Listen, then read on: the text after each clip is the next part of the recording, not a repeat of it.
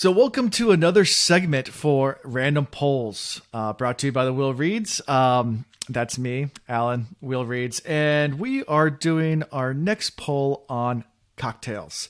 Summer season is approaching, which means it's cocktail season. So, we're going to be going through all the things you can drink this summer. Hopefully, going through some things maybe you never heard of, some things that you might have heard of, like old staples to any summer drinking fare. Also, again, cocktails come for all seasons, so you'll see some cocktails on here that are probably more wintry.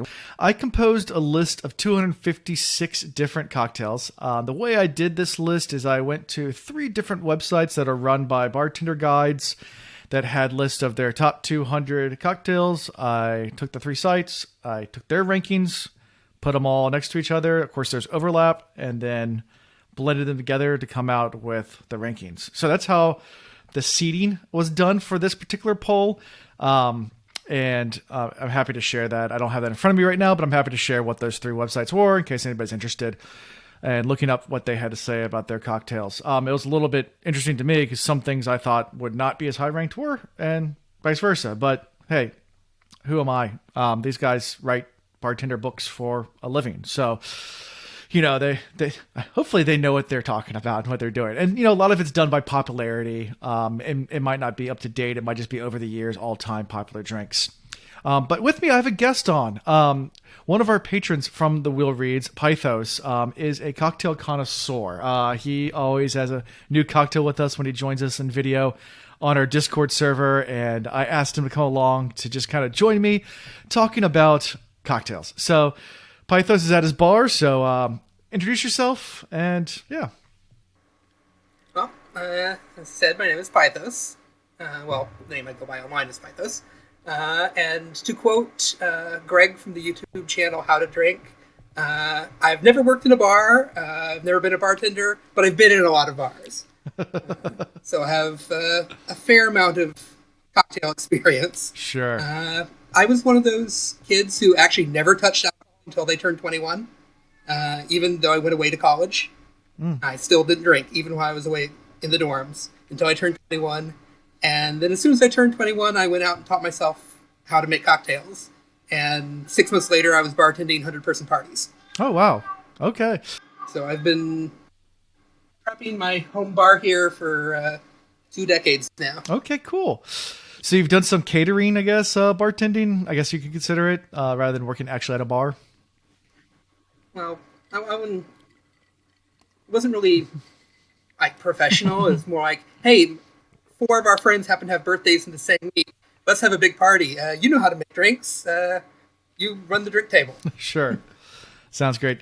And most of my job there was keeping the 18-year-old freshman women who were 110 pounds from the bowl of Jello shots when they didn't know that it was liquor and thought it was just... Yeah. That didn't go very well, but...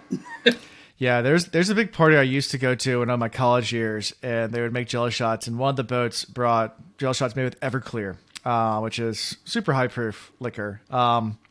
They'd actually put other stuff in there because Everclear doesn't gel right, so it was kind of it's basically you give warnings: do not drink the green ones. Yeah, I have to cut it with something. So yeah. So a little background about myself with drinking. Actually, I was a bartender back in the day. I worked at a pretty popular college bar. It was after my college career, in between jobs, and I did it for about 2 or 3 years, bartending there. And so I have a little experience there, but working at a college bar, it wasn't a lot of cocktails. It wasn't a lot of mixologist, a lot of pouring beer and making your staples, your gin and tonics, your rum and cokes, and whiskey gingers, things like that. Not a lot of creative stuff. Every once in a while, someone will come in to order. You have the shots everyone orders, like Vegas bombs and things like that. But those, once you learn a few shots, it's pretty easy. It never had anything super complicated. And as I mentioned in our last video, we did Disney movies. If anybody ordered anything with a blender, I'd usually just say the blender is broken, because that's the most annoying thing at a bar in the entire world, is to make a blended drink. That's the one thing I do not have in my bar is a blender. Yeah, I don't blame you. I mean, if you can just imagine being at a bar on a Friday night, it's like 3 or 4 people deep, people, cramming into the bar trying to get drinks. And some 22, 21-year-old girl comes up and says, I'll have a frozen daiquiri. And I just, there's only 3 bartenders working a bar with hundreds of people. The blender's broken. What else do you want? It's just, like we don't have, we have too many customers to service to make your drink. So You do a regular daiquiri. yeah, sure. Yeah, I can put it on the rocks. I can do a margarita on the rocks. I'm just not going to blend it. So anyway, so let's get into some of these drinks. All these drinks have different bases on them. When I do start the poll, I'm going to be actually listing at least links to ingredients and how to make the. I'll probably use a website that just has all these different drinks, a bartender's guide, and that way. And then people can go and make the drinks themselves. Obviously, we have a lot of things with different bases. There's some cocktails with liquor bases. There's even some champagne-based ones, like Mimosas, I think is on there, which is champagne-based, or wine-based. Sangria would be a wine-based, I guess, cocktail, if you want to consider it one. I'm not sure if Sangria is on here or not, but there's champagne cocktails. There is, and also, I know Mimosa, I think, was on there. It is. So definitely some champagne stuff, and then most of it's liquor. You get There's a Dubonnet cocktail, which is vermouth. Yeah. Basically. And then, your staple whiskey, gingers, tequilas, gins, and everything in between. By the way, I am drinking a cocktail tonight. So this is my staple, Dark and Stormy. The other bottle I have for once I finish that drink. I'm surprised you didn't cheat and put that at number 1 seed. I wasn't cheating. And then after I'm done, I don't mix this. So this is my sipper. So I'll probably switch over to the whiskey afterwards to sip on. But not going to have a cocktail after that. We'll switch over to whiskey. I'm almost done with my Blood and Sand. So what goes in a Blood and Sand? I know you mentioned you're drinking that. That is Scotch, sweet vermouth, orange juice, and I use cherry hearing, but can be really any cherry brandy. Cool. Interesting. Sounds good. So I guess my initial question for you is, you got the list already, you looked through it. What's your overall thoughts? I mean, there's a lot of cocktails on here. Obviously, you have the ones that everyone recognizes. I guess we'll start with surprises. You don't have to talk about dark horses, things like that, but maybe let's just start with talking about some of the surprises on here. Maybe some of the things you thought would be, either higher or maybe just even omissions, things that are not on here. I may have missed it, but I did not see Kamikaze on there, and I know I did a lot of Kamikazes when I was in college, so I'm surprised it wasn't on there, even if it would be a low seed. And also, there's 3 different types of Russians, but I did not see a Black Russian. Yeah. Which really surprises me, because that's like the base in which all the other Russians I mean, the White Russian's the more popular one, just made big from the Big Lebowski. There's several cocktails on there. You're saying the Mimosa. There's a Shirley Temple on there. Things that... I saw Wine Cooler, which I hope that isn't just like the bottled... It was actually a recipe. With all the drinks like that on there, I was surprised I didn't see a brandy or bourbon eggnog on there. Yeah, good point. Yeah. Again, I may have missed it, but I didn't think I saw it. Yeah, there wasn't that many Christmas drinks on here. You think of your eggnogs and all those mixes that are very popular around the holidays. Those did not make the bartender guides. Let's talk about the top 10. So we'll kind of go through those. I mean, some of these I would say I've drank 9 out of 10 of them. So a lot of martinis on the list. So martinis are really, really high. Number 1 seed, of course, is the old fashioned. But there was that trend in like the 80s and 90s where like every drink that came in a martini glass was called a martini, whether it's qualified or not. And then you have gin martinis and vodka martinis and every single mix possible from that. With that being said, like I said, number 1 seed was old fashioned. Actually, I do enjoy a good old fashioned. That is a drink that I have ordered many of times. So the first 3 actually on here are all whiskey based. You have old fashioned, whiskey sour, and a Manhattan, which are all whiskey based drinks. And I'm actually surprised Manhattan or just a straight up martini number 1. Yeah, martini I thought would be higher than it was. I mean, obviously the French martini is number 4 on the list. That's when we start breaking into it. A cosmopolitan, which is actually, I guess, a variation of a martini, technically, if you want to get down to what's in it. And then you get to porn star martini, espresso martini, and then from there we get away from the martini world. Hitting number 11, that surprised me as well, is the good old margarita. I think that's our first tequila mention on the list, but that's a staple at any Mexican restaurant. There's not a whole lot of really popular tequila drinks other than the margarita. Yeah, you have a tequila sunrise, Mexican mule are 2 that come to mind.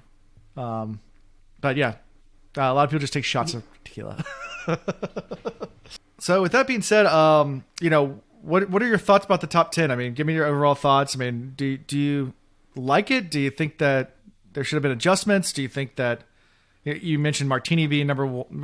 You're probably surprised it wasn't number 1, or Manhattan. But what do you think about the whiskey being such a strong contender right off the bat? I'm a little surprised, especially considering this was done off of websites where I'm assuming popularity was the contest. I'm surprised that whiskey drinks made the top, because when I think whiskey drinks, I think an older segment of the population, and I wouldn't expect them to be as highly rated as things like the Cosmo. Right. And anything vodka based. I mean, oftentimes you'll see when people are first drinking, whether they're the first time at the bar, as a bartender, that's something that you get, you have someone come in that never drank before. I want something tasty. You always, as a bartender, start them out with vodka, just because it's the least tasteless of all of the liquors. It's the easiest one to mask that typical alcohol taste and that feel, just because you can add so much fruit to it and get rid of the bite. But you don't even notice it. Whereas, obviously with whiskey and even with rums and especially tequila, you will taste the alcohol. And the one I was most surprised to be in the top 10 here was the Negroni, which is my uncle's favorite drink, actually. But Negroni has Campari in it, which is a very challenging liquor for beginners. Anything that's that and robust doesn't strike a lot of people's palates until you get well into your experience with cocktails. So seeing it that highly rated actually did surprise me. Yeah, one of the things that surprised me, it might just be because of popularity as well, because so many people do it when they first start drinking, is 21 was Long Island iced tea, which is... you just at a bar, you just blend all your liquors together, throw some Coke in there, and there you go, Long Island iced tea. Which it's I haven't on them before. Sure, but it's not like the go-to when you consider like what's a good quality cocktail. Long Island iced tea is not usually one of my top on my list there at all. It's definitely one thing that almost every college kid that's been to a bar orders. And usually once you get older, you never order it again because they usually use rail, and it's really really cheap liquor, and it's an instant hangover. Or you're at a place that really skimps on the liquor, and they give you 2 ounces total liquor of everything, and fill up tons of ice, and it makes it look like they have a lot of liquor in it. I knew all the tricks. I was a bartender. You put a ton of ice in there, and you can fill it up almost to the brim with liquor, and it looks like there's a lot of liquor. There's only 1.5 shots in there. And then put a splash of Coke, and I have a splash. No, it's all ice. That's what your drink is. It's all ice, and we didn't give you either Coke or liquor. We just gave you ice. It's so you think you're getting a stiff pour, and really you're just getting ice. So you'll notice that a lot of bars, when you order a drink, they'll fill up the glass all the way with ice. And the reason for is so you can actually, it's the illusion of giving a stronger pour. Other things that they'll do that we used to do is some bartender secrets. Other things you can do that I've known bartenders to do is, for example, if you have someone that's getting close to being cut off and they're not quite there yet, but they keep on ordering, you just make them pretty much virgin drinks, but then you dip the straw they're drinking out of, especially if they're a straw, in vodka, so that way when they suck through the straw, they still taste alcohol, but there's actually no alcohol actually in the drink at all. And that often happens when you have people that are getting close to belligerent and still ordering drinks, and rather than fighting the fight and cutting them off and causing a scene, sometimes it's just the easier way out. So little tricks that bartenders do sometimes to trick you. And then when you're that drunk, oftentimes you don't even notice. So it's like, oh, there's alcohol in it, right? Yeah, I guess I'm drunk. No, I said oftentimes we didn't charge for those drinks either, because and they just think we're doing a favor, like, oh, they gave me free drinks. No, we just didn't really give you any alcohol, so we're not going to charge you for it. You're seeing number 8, yeah, the Aviation. Yeah, Aviation. I wonder what recipe they're using, because Aviation is pretty famous for having two very different recipes depending on which classic cocktail book you looked at. The original Aviation recipe used creme de violette, but I think it was the Savoy cocktail book, the really famous one that came out in the 1930s. There was a printing error, and they accidentally didn't include it. And most other cocktail books, until like the craft cocktail revolution over the last 10, 15 years, didn't include the creme de violette, which is what really makes the drink, and that's even why it's called an Aviation, because you add the violette and it makes it I actually kind of sky blue color. But creme de violette itself wasn't really available. Okay. Let's see. So I got an Aviation here, and this is the new American Bartender's Handbook. What I'm looking at here. So let's see. This has vodka. It says vodka, cherry liqueur. I guess it's fresh lemon juice and garnish the cherry. Oh, that's Aviation 2. Okay, here's Aviation. I know they don't have an Aviation 1 in here. They just have an Aviation 2. So yeah. Oh, interesting. Yeah, my recipe is it's gin, creme de violette, specifically maraschino liqueur. Okay, interesting. And then lemon juice. Not just the old cherry; it's got to be the maraschino. Which I remember working forever to try and find a bottle of this stuff back when I first started doing this, and back probably 2007, I managed to find a place that had literally the last bottle in the state of Michigan. And got some for myself, and then didn't see another bottle here again until they started bringing it back in about 2016. Yeah, I've done it with some rare whiskey bottles. I like to drink straight whiskey and bourbon mostly, and will buy a rare bottle if I can find one, if they happen to have it. And that's the great thing about whiskey is actually the rare bottles don't actually cost that much. The secondary market, the black market for them, they're crazy expensive. But actually through the store, if you can actually get them, they're not that expensive. For example, like a bottle of Blanton's, which is a harder to find whiskey. We'll run you about $50 for a fifth or whatever, a 750 milliliter. Around about $50. But then on the secondary market, they're a lot more expensive because they're so rare, so hard to find. Yeah, my signature drink from when I have friends over and everything is actually a tiki drink called the El Capitan, and it uses Demerara rum, which I used to have to drive 2 states over. I used to have to drive to Kentucky to get a bottle. What kind of rum? Because they didn't sell it in Michigan or in Ohio. Okay. Until Demerara rum. It's from Guyana. Demerara. Specifically Lemon Heart. Cool. Oh, sweet. Nice. And I used the 151 as a float. But then they just started selling here maybe 6 months ago. So, going through some of these other ones, you have, of course, your Kentucky Derby staple, mint julep. It's 26 on the list. A drink that I had a good time with down in Jamaica, a zombie, is on the list. In Jamaica, we drink a lot of those. Of course, we mentioned White Russian, which White Russian, which Big Lebowski made really popular, but also drank plenty of those in college as well. And then things like a Moscow Mule. Of course, I'm drinking a rum mule. But yeah, so the one I'm drinking right now is Dark and Stormy. We have that on a list as well. It's way further down. It's not as popular of a drink, obviously, unless you're in sailing communities or if you're in Bermuda. But it's basically a Moscow Mule. So Moscow Mule is vodka.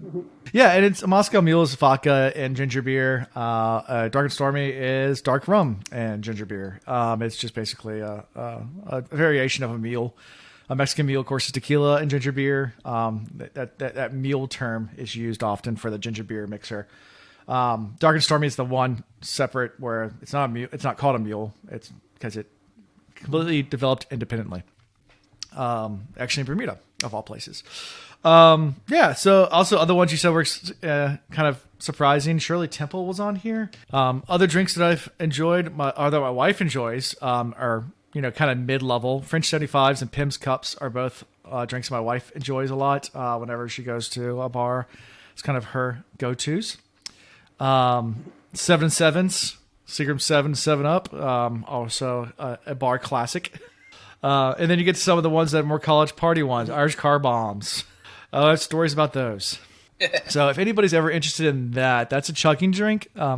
Yeah, Jaeger bombs and Irish car bombs. Irish car bombs is a chugging drink. It's not a sipping drink at all because it does curdle. So you have to drink fast. Typically a college type thing when you're at a bar. Is there a Boilermaker on here? I'd be surprised if it wasn't. Yeah, Boilermaker's 56.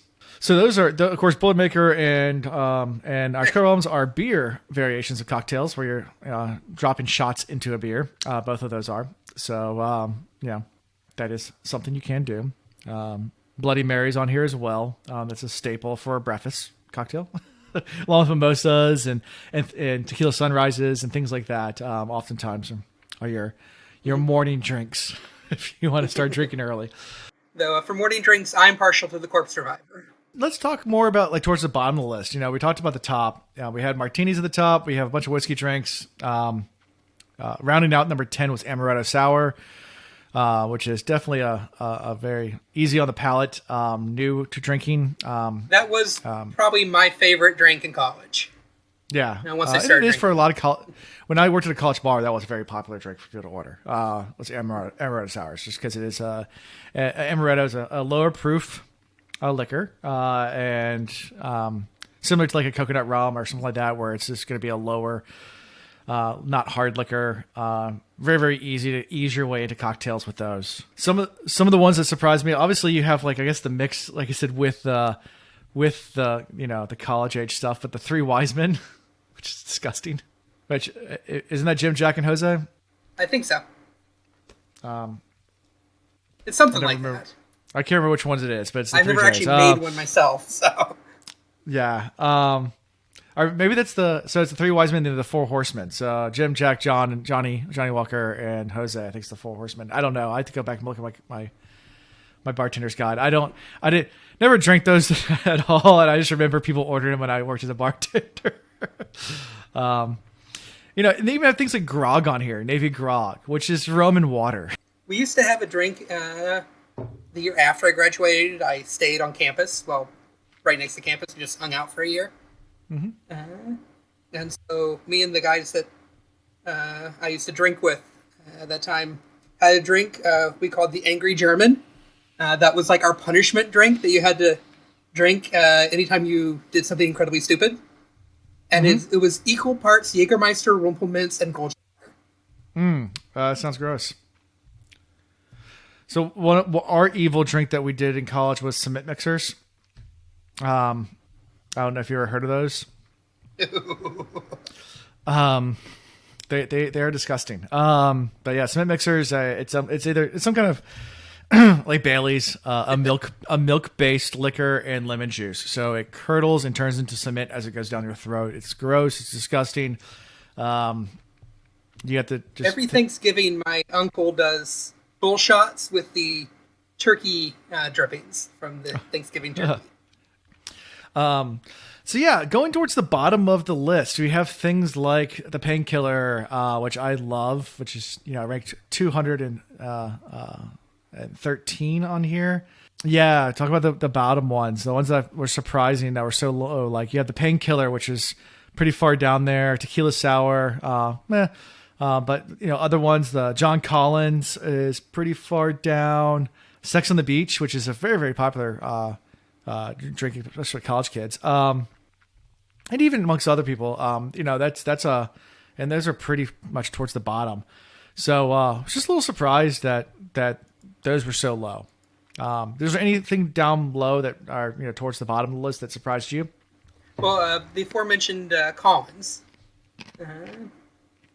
I don't know if it's like a no name now, but it's one of those drinks that's in like every single cocktail book you'll ever buy. Mm-hmm. I have a feeling name recognition is going to be significant for this list.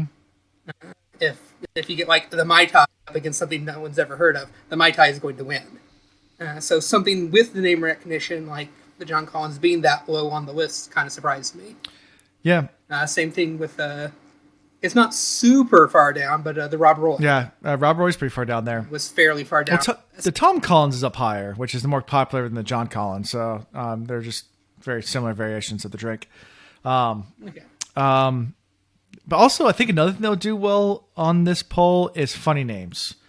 So oftentimes, if you're, obviously if you're against a staple that someone's drank, it's going to win. The staple's going to drink. But, if it's two, one that might not have heard of or not really familiar with, and it's a funny one against it. I'm thinking of like number 76, slow, comfortable screw against the wall. Something like that. It's just, one of these funny names, which, a lot of times drinks do have those. So there's all sorts of, they're not on here, but, shots like the blowjob or things like that are very redheaded slut, for example. Things like that are drinks that people order in bars that just have more of that comical name. Sometimes I think that they named those cocktails just to see what happened when people ordered them out loud in bars. Sure. Yeah, definitely. Other things that were surprising on here, jungle juice. My idea of jungle juice, I don't know. I can go look up the formula that it was on the site, but my idea of jungle juice is just throw a bunch of stuff into a cooler, throw some fruit in there, and then you got jungle juice. Pretty much. It's whatever's left over at the end. Exactly. So anything on here, like I said, dark horses. Let's talk about that. What do you think is going to do really, really well that's probably not ranked as high? Well, I think the Rob Roy might. The Jaeger bomb that we talked about before. A lot of, especially if you have younger people doing the voting, they're going to recognize Jaeger bomb. Irish coffee might. I thought that was in the bottom half. Mm-hmm. As well as the mimosa. Might do decently well. Also, we'll probably get out of the first round. Sangria's on there as well. That's another one that people recognize. Obviously there's someone here that I have never had and don't recognize. Like I've never had a polar bear. And then some things like a sex on a beach might do well. I think that's matched up, if I'm reading this right, against Caprina, which is a really good drink. I like them, but probably no one's ever heard of them. If you're not more into the cocktails and you're say funny name sex on the beach. So I do want to make one disclaimer while we're running this poll. So although this is a lot of fun, obviously drink responsibly, have responsible drinking, and I'll probably not to recommend trying every single one of these before you vote, because I do have 24-hour polls and I usually run multiple polls at once. And that would probably be pretty dangerous to if I'm doing like 50 in the first day and you have to drink 100 drinks in one day to taste test everything. Not recommended. In fact, for about 6 seconds, I thought about trying all these before tonight. And then that lasted 6 seconds. Yeah, exactly. There's a lot of things on here that I've never had and I probably never will. Just because I don't have that much mixers at the bar. Like I said, I drink a lot of straight whiskey and wine. But when I go to the bar, I'll occasionally order. Whereas I think I have over 100 bottles in my bar right now. Nice. I know you can't really see it much, but I've got a very well stocked bar that's overflowed down into the bottom cabinet. Yeah, so I'm not a big gin drinker. I will drink gin every once in a while, but I'm not a big gin drinker. So my bar is stocked full of gin because I will buy gin bottles, and then those are the ones I don't touch. I buy a whiskey bottle; it's gonna last about a week because I'm gonna drink it. But yeah, gin tends to stick around in my cabinet for a while. Might try and if you can find it. It's a little rare. An Old Tom gin. Old Tom gins tend to be sweeter, and a lot of them are actually aged. So it's actually closer to the profile of a whiskey than the gin that you might be used to. So you might actually enjoy. Here, I've got this is labeled an Old Tom, but it's essentially an Old Tom style. You can see it's not the usual bright clear. It's more of a yellowish color because this was actually aged in barrels like a whiskey. So one thing I want to ask you, what's the weirdest, I guess, either liquor or or drink that you've tried in your travels or your drinking, or what's the most kind of off the wall thing that you actually enjoyed? Or I'm not actually sure how to pronounce it, if it's Cynar or Kynar or Cunar, but this is an Amaro, so a bitter aperitif that's made from artichokes. okay, cool. So this is probably the weirdest bottle I have. It is incredibly bitter. It's supposed to be used as like a digestive, like a little thing of it after you. Personally, I can't really stand it straight, but I've used it in cocktails before. It always comes up with an interesting result. The bottle was a gift, or I wouldn't have bought a 1 liter bottle of it. Yeah. So probably the most strange thing in my travels, it's pronounced Arrak. You roll the R, Arrak. Arrak. And what'd you say? Is that Batavian? Yeah, it's So in Indonesia, it's basically like a moonshine they make there. The locals make it. A lot of tourists drink it a lot. It's considered dangerous. They have all sorts of warnings for tourists. Don't drink the Adrock because it can cause blindness because they don't have this normal distilling. I tried it. It was actually really delicious. Good stuff. That's the same thing with drinking moonshine here in the States. Obviously, if you have real moonshine, you always run that risk that you have someone that doesn't know what they're doing. There's one liquor store near me that actually sells it, but I've never tried it. It's probably not the real. I mean, like it's just like moonshine. Like a lot of liquor stores will sell moonshine. It's not moonshine. Like if that makes sense. Like, it's not the same thing. So, often when I was in Indonesia, we drank that. We traded with the locals and got some, and was very, very interesting taste. Somewhere between a rum or a vodka or whiskey. You couldn't really put a finger on what it tastes like. It's completely different than, it's a hard liquor, but it doesn't taste like vodka, or it has flavor to it, not like a vodka. So it does taste more like a whiskey or a rum, but not like a whiskey or rum. One of the liquors I've actually been chasing that I haven't been able to track down yet is based on it. It's called a Swedish Punch, which is made from a rock base. It's in a lot of classic like pre-prohibition cocktails because it was imported at the time, but hasn't really been imported into the U.S. since the 50s. So tracking down, supposedly, the same liquor store that has the Arak can get it for me, but the state distributor is currently sold out. Gotcha. With that being said, anything else that sticks out, or anything else you wanted to talk about? Anything in your notes, or anything you wanted to bring up? For the not a lot. I think we've covered most of it. There's just a lot of drinks on there. Only probably about a half to 2/3 I've, to be honest, even heard of. But I've tried most of the ones I have heard of. Yeah. Exactly. And same here. There are some ones I've never heard of or never tried, but the ones that I have heard of, I've tried most of them. Working as a bartender, you end up drinking a lot actually as a bartender. So you try a lot of different things, and especially when someone orders something new at the bar after the bar closes and you get your, what we call shift drinks.